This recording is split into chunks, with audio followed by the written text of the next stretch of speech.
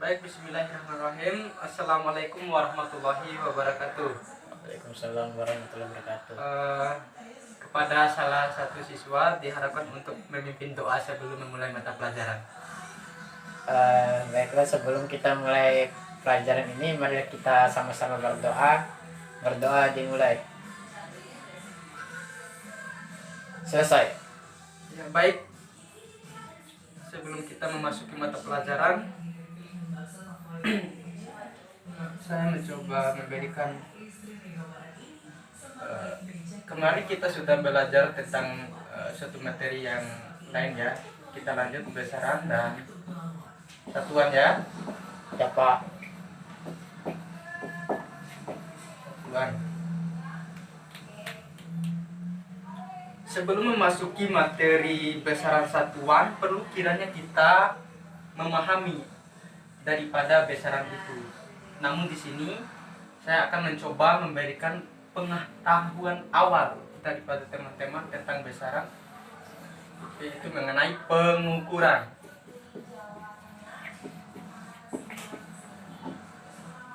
Pengukuran ialah proses perbandingan nilai besaran yang diukur dengan besaran sejenis dipakai sebagai satuan. Hasil daripada pengukuran merupakan besaran. Nah, ketika kita mampu mengetahui daripada apa pengukuran ini, maka kita akan mengetahui suatu besaran. Dan kita masuk kepada pengertian besaran. Besaran adalah suatu yang diukur, dinyatakan dengan angka dan nilai. Diingat ya, besaran adalah sesuatu yang diukur dan dinyatakan dengan angka dan nilai. Ada beberapa syarat supaya kita bisa mengatakan bahwasannya besaran itu harus dikatakan dengan nilai dan angka. Yang pertama ialah harus dapat diukur. Itu syarat pertama. Harus dapat diukur. Yang kedua, dapat dinyatakan dengan angka dan nilai ya, anak-anak, dengan angka dan nilai. Dan yang ketiga, mempunyai satuan.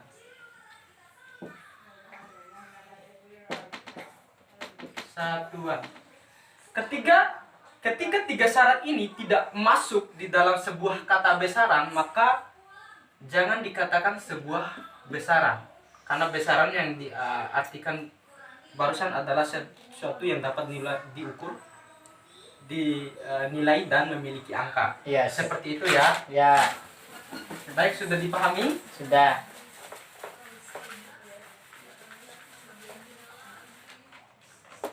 Yang dimana adik-adik perlu kita pahami bahwasanya ketika kita memahami materi besaran ini, sungguhlah sangat berkaitan dengan kehidupan di masyarakat ataupun kehidupan nyata kita sehari-hari. Ketika kita ingin membeli sayur atau membeli beras, pasti ada yang namanya kilogram dan sebagainya ya, teman-teman ya. Ya. Baik. Berdasarkan cara memperolehnya, dapat dikelompokkan bahwasanya besaran menjadi dua. Ada besaran fisika dan ada besaran non fisika ya. Ya Pak. Besaran fisika yaitu besaran yang diperoleh daripada pengukuran, maka harus ada Alat ukur. ya, alat ukurnya ya. Ya. Di sini baik, kita lanjut. Ini tadi alat ukur yang saya pertanyakan kepada Didik. Coba Didik mengukur di sini ya. Ukur aja, nanti saya kasih tahu tingkat skalanya ya. Mengukur mungkin HP ini berapa panjangnya. Misalnya ya HP ini Pak, Ya, panjangnya ini kira-kira diukur dengan penggaris yang Bapak berikan kepada saya tadi. iya. Panjangnya 14 cm. panjangnya 14 cm ya. Tingkat kelitian dan coba diukur lagi. Lebarnya Pak? Ya, Lebarnya ini 7 cm Pak. 7 cm. Itu HP apa tuh? HP Otto Pak. Kamu mah bercanda. 14 cm lebarnya Lebarnya 7 cm Pak. 7 cm. Ya, seperti itu ya. Ketebalan nggak sekalian Pak? Ya, ketebalannya berapa itu ketebalannya? Ketebalan jika menggunakan penggaris yang Bapak berikan kepada saya tadi, panjang garis ini sekitar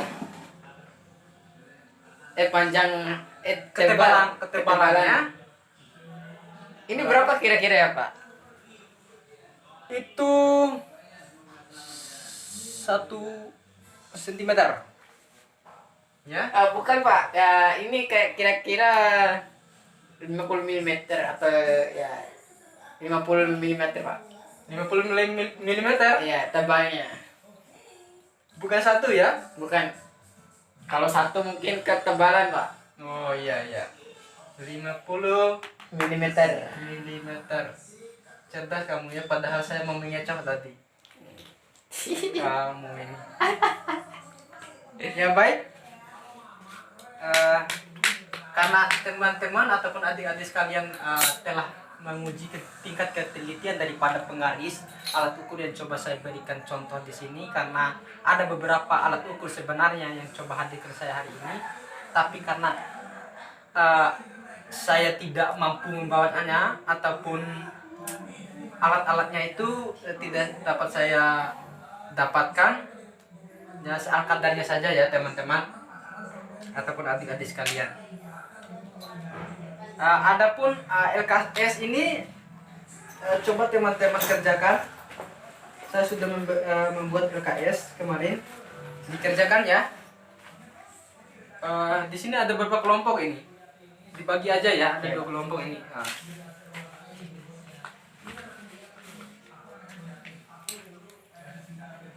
Sebenarnya di RPP-nya saya itu saya mencoba memberikan PowerPoint, tapi karena memang perlu dipahami juga ya teman-teman dan adik-adik sekalian, saya tidak dapat membawa alat-alat tersebut. Kalian kerjakan saja apa yang menjadi pertanyaannya di situ.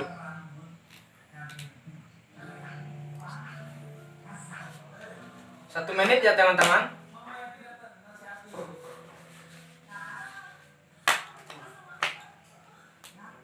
Atau terlalu lama itu 1 menit itu?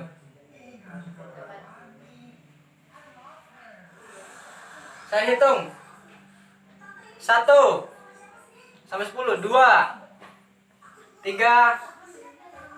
4, 5, 6, 7, 8, 9, 10. Langsung ditulis di depan ya jawabannya.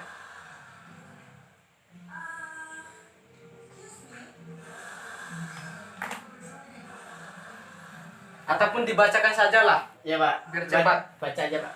Apa itu isi pertanyaannya? Pertanyaannya Pak, di sini nomor 1 dikatakan dengan alat apa Anda mengukur tebal kunci rumah Anda? Ya. Mengapa dengan alat tersebut? Jelaskan. Ya, coba dijawab dan dijelaskan. Untuk mengukur tebal kunci rumah saya sendiri kira-kira menggunakan apa ya Pak? Coba sempat dipikirkan, tanya teman-temannya tadi.